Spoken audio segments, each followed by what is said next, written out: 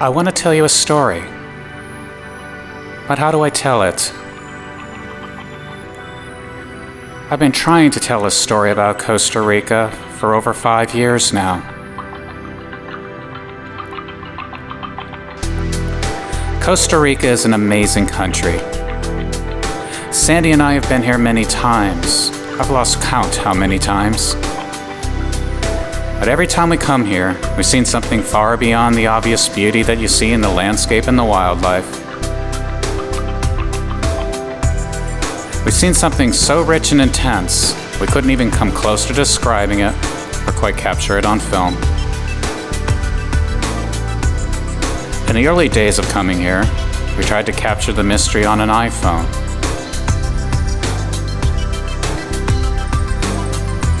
Even last year we came with a new Nikon camera. We came closer to capturing the mystery, but we still didn't reach into the depths of Costa Rica.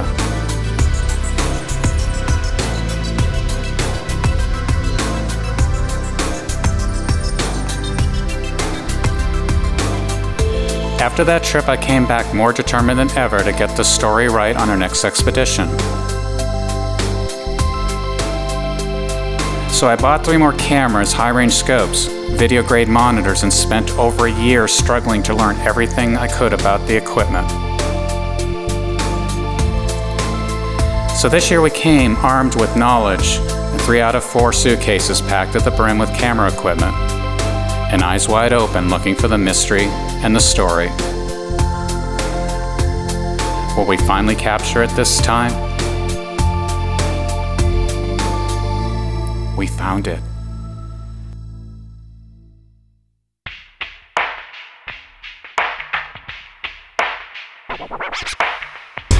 Sandy and I aren't from Costa Rica. We're from the United States of America. It's a dazzling place where marketing meets colorful technology. It's a place where we're intensely busy. Even when we're not working, we're doing.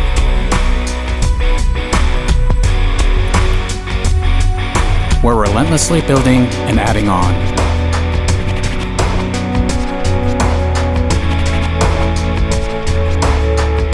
Everywhere you look, there are more and more cranes. We're building with a vengeance, and no earth will be left behind. Armies of blood and sweat warriors work through the day and night, building cities tall and proud.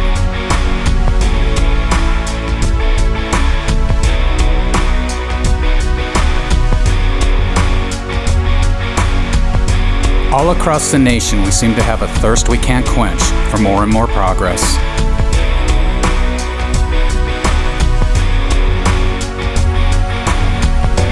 We've even taken our endless energy for building and progress into the stratosphere and beyond. But we will also accelerate the pace of innovations as companies, from young startups to established leaders, compete to design and build and launch new means of carrying people and materials out of our atmosphere. Truly we have and are still building amazing technological masterpieces that not long ago seemed like science fiction. Our ability to innovate and move into the future and see into the past is truly inspiring, but it also makes me feel exhausted and that we're running out of time. Everyone wants a piece of our attention, and they mostly get it.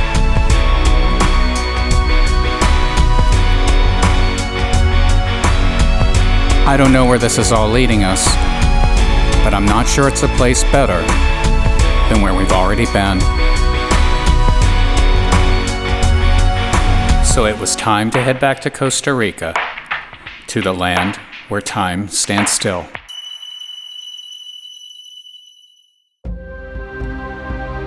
Time standing still. That's what I think of when I'm in Costa Rica. A land that stays serene and balanced. What most developed countries must have been like before they got so built out. A place where wildlife is still wild.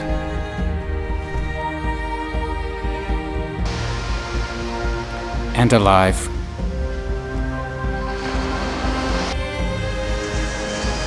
Where it seems there are more empty beaches than you'd ever have time to see. Where life starts each day with a sweep of a broom, a bike ride to work, where there's more people in the streets than cars. Where taxis are available, but not too many people need one.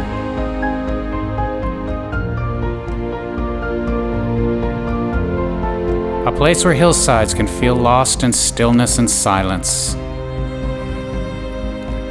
Our story over the last few years started in scenes like these in the northwest side of the country in Guanacaste. We knew, though, that there had to be more, and this time we were prepared to go deep and far, to cross the country and see whether this mystery continued there as well, or got even better. So come walk with us now, and we'll take you with us. You'll see what our eyes saw and what our cameras captured. Some of what we saw simply took our breath away. Some of it made us wonder. Most of all, it made us wish for a Costa Rica that holds on to its culture, its values, and its soul.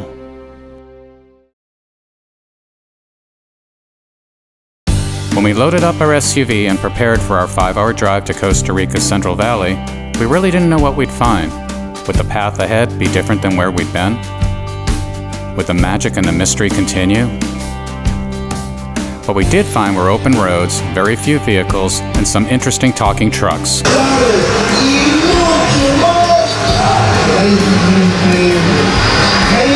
An endless, vast, and peaceful terrain. Beautiful countryside everywhere you turned. We saw many small towns with simple stores, but ones that had mostly everything you could need, without all those massive neon signs we're so used to in the States. We did run into a few traffic jams, ones caused by 8 cow power. We also saw vehicles with only 1 horsepower, and a lot with 1 moto power, and several with 1 tractor power. And so many free furry friends were around.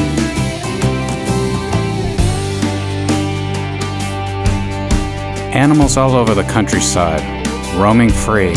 So many, everywhere, still full of vigor and grandeur. I've never seen animals in such spirit, so full of life. We also saw so many exotic landscapes, ones that looked like they'd been there for 100,000 years. We thought we traveled way, way back in time to a place intensely bursting with life. It was definitely different than what we saw on the coast of Guanacaste. What the beaches of Guanacaste do with water, the land and mountains as you move inland do with trees and terrain. They are both heart-stopping, amazing to experience, and all with unbelievable soul. Truly, this country is blessed. It's a treasure and a true jewel.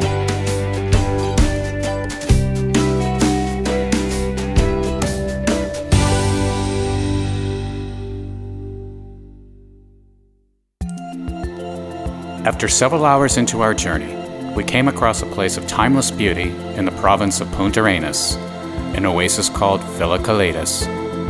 In the 1980s, Frenchman Dennis Roy visited Costa Rica and found a serene paradise, one he had only dreamed of as a young boy in France. He was so taken with the country that he built his paradise on a mountain covered by jungle, 1,150 feet above the beach below. A place where the sun heals the heart and the ocean breezes cool one's soul. Villa Caletas was a virtual impossible construction project driven by a man's childhood dream. 400 men worked side by side to build the 1.5-mile road up the mountainside and then the hotel itself. It was as if Roy was painting passionately with stone and love. At first, only 8 rooms were planned with a French-inspired restaurant. But creative inspiration drove Roy further, and it ultimately evolved into 52 rooms, an amphitheater, a spa, and a second restaurant. Although completed in 1992, it feels as if the hotel was built 1,000 years ago. This wasn't a development built in a rush or built to see how much money could be made. It was about creating a dream of serenity, one that melts into the nature around it and blends into the mountainsides it sits upon.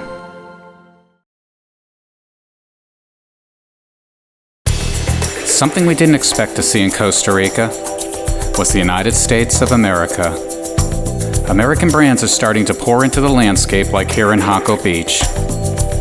Immediately we started wondering if these large brands will cause small traditional Costa Rica businesses to go out of business. We also heard a US expat mention his mother likes to feel like an American every now and then, and so she heads to Escazú in the province of San Jose to its new Monster Mall. So we headed down the new modern 27 highway to see what feeling like an American was all about. And sure enough, more and more American companies were present in huge buildings with lots of American manufactured goods and services to sell. And the new monster-sized multi-level, multi-plaza mall has plenty of room to house many American and international brands. Lots of glitter, lights, and plenty of things to buy. But do any of us, Costa Rican or American, really need all this stuff? Is this what feeling like an American is? Neon and glitter junkies, and all about buying an endless supply of things we really don't need? It wasn't 1 hour in the mall, and we were already missing the small stores that had what you need, instead of everything big companies want us to buy. So we headed back out on the road to go back to Costa Rica, and we left America behind.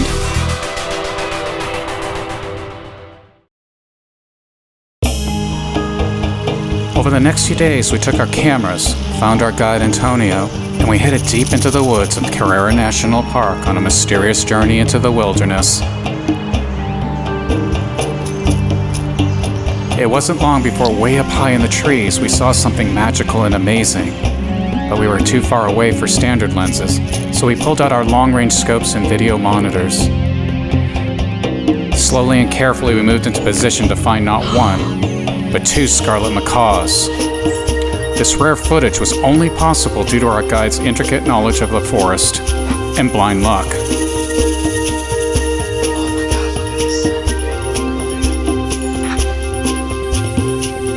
All around us we were enveloped with amazing wildlife. It was diverse and enchanting. These amazing red, yellow, and blue scarlet macaws are large birds. They're almost 3 feet in length, weighing in at about 2 pounds. They're usually only found on the Pacific side of Costa Rica, and they rarely fly on the Caribbean side. Macaws are the largest parrots in the Americas.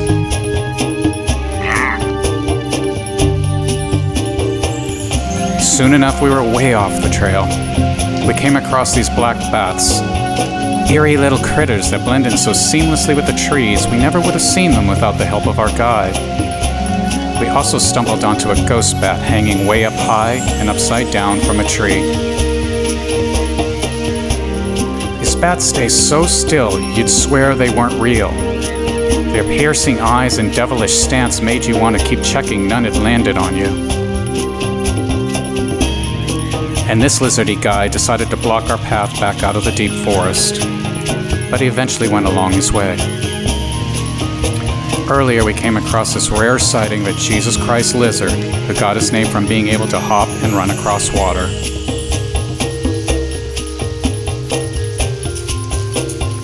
Soon enough we were deep and far enough into the woods to find the elusive white-faced monkeys who we could never seem to get close to. They had evaded our cameras for years, but this time we struck gold.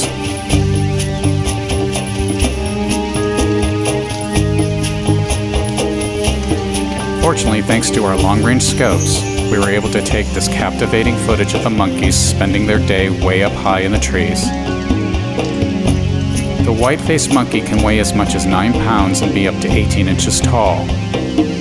It feeds on insects and fruit.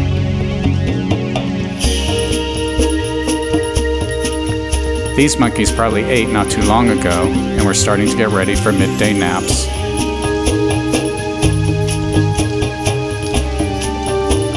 We captured this monkey almost dozing off until one of us accidentally dropped some equipment and woke him up.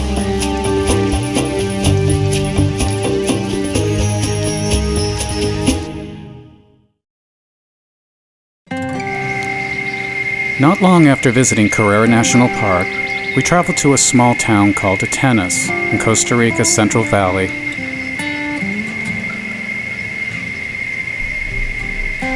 It's a town where every day starts the same way. It's a world we thought you'd only find in the distant past. A place we really didn't think could exist on Earth anymore, but it does. It's a place where Branham cows line up for breakfast at the same time every day. Completely at peace with the world around them, they just wait.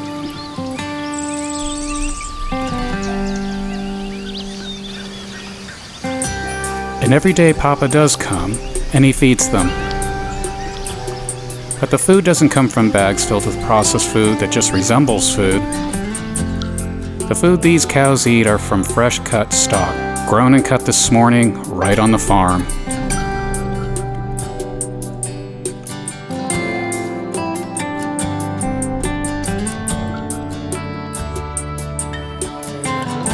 Atenas is a place that's surrounded by tradition and culture. It's a place where rich beliefs build a community.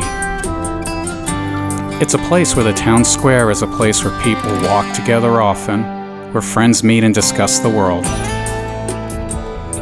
It's a place where folks love to get behind their teams, and everyone takes their time to get from one point to another, where it seems time lasts forever. It's a place where every Friday is Farmers Market Day.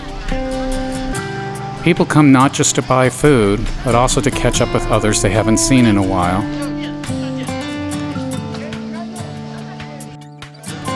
It's a tradition that seems like it's been here forever, like so many other traditions in Costa Rica.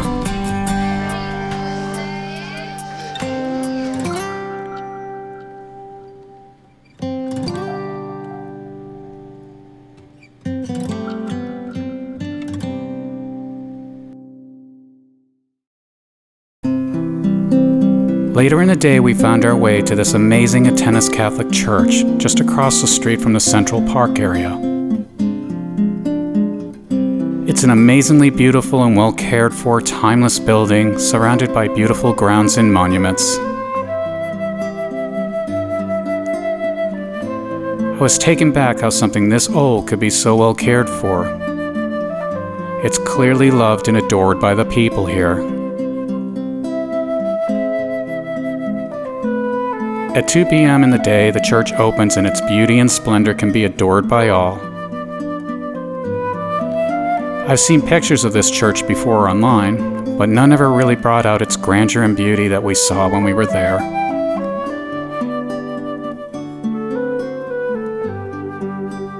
It's so much more beautiful and serene than I ever imagined.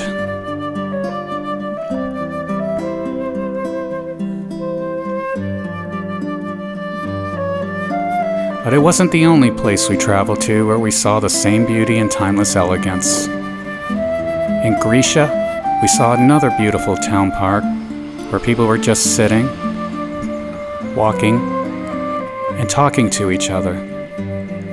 We didn't see a single phone in the park. We only saw good friends, couples, and people at peace. And right across the street again, another stunning home of worship. Again meticulously cared for and clearly cherished by all. People were coming in all throughout the time we were there, coming to talk with God, coming to find peace. Like the Atenas church, this church had a glow and a feeling of deep warmth that enveloped you the second you walked in. The works of art in the building were positively striking, and each told their narratives about human struggle, joy, love, and the Almighty God.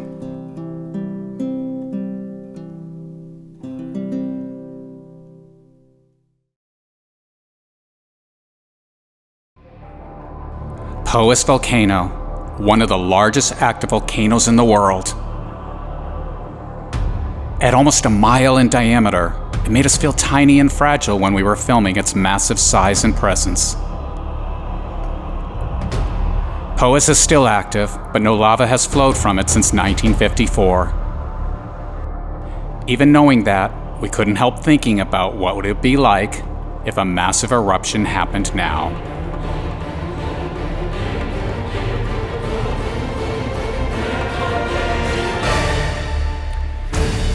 Back in 1910, Poas threw out nearly 1 million tons of ash along with massive plumes of smoke and steam.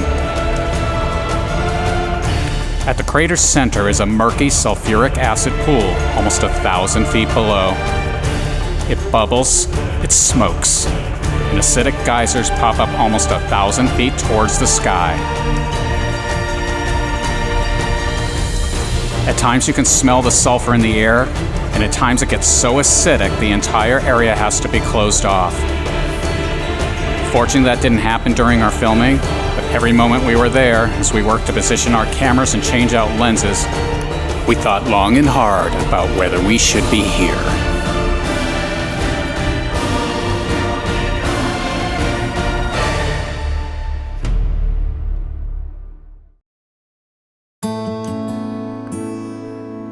Can you dream anymore? You will if you walk through the trails of Poas National Park.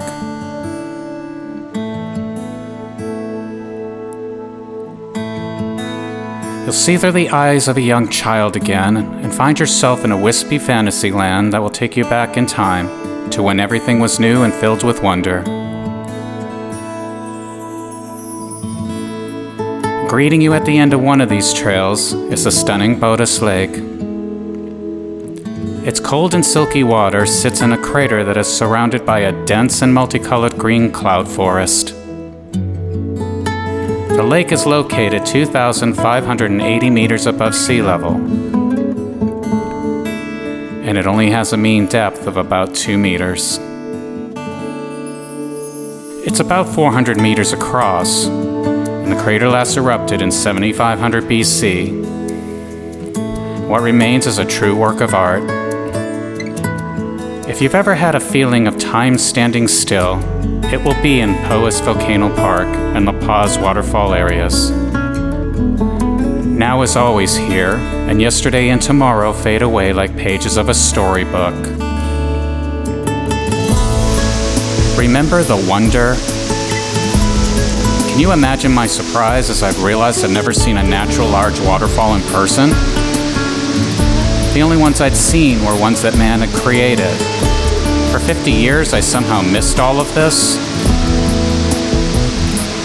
As you get closer and closer to each waterfall, you feel alive, rejuvenated, and enriched by their intense souls. I wanted to jump in and let the water run down my hands and never, ever come out.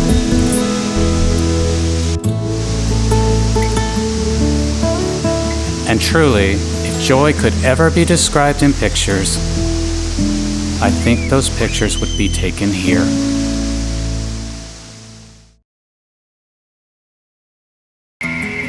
The entire time we were in Costa Rica, we didn't turn on a television once. Instead, we woke up every day with the 5:30 a.m. sunrise and headed out to see what new and amazing shows we'd see on this nature channel.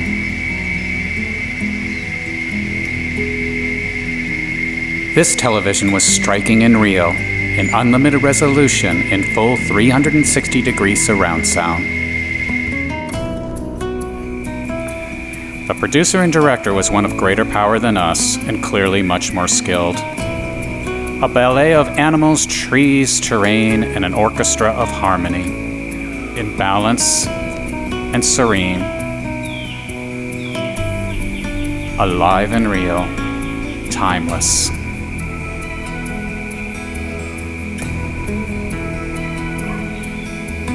We only made one short 2-minute call the entire time we were there. The rest of the time we just talked to people, in person, or didn't talk at all, for hours at a time. Nature did the talking, and we listened. We were so humbled by it all.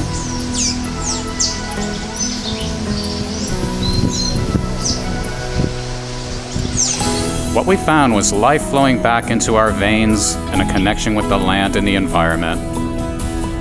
In this world, time does stand still. In this world, you can find the power of now. You can stop living in the future and stop living in the past. What we learned was what Costa Ricans already know.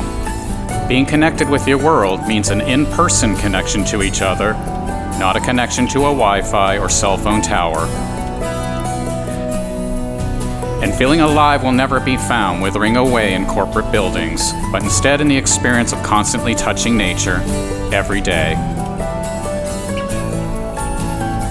The architecture we saw was intense, but it wasn't architecture built by human hands, but instead by hands of grace that sculptured a world with amazing life so intense you can only stop and hold your breath.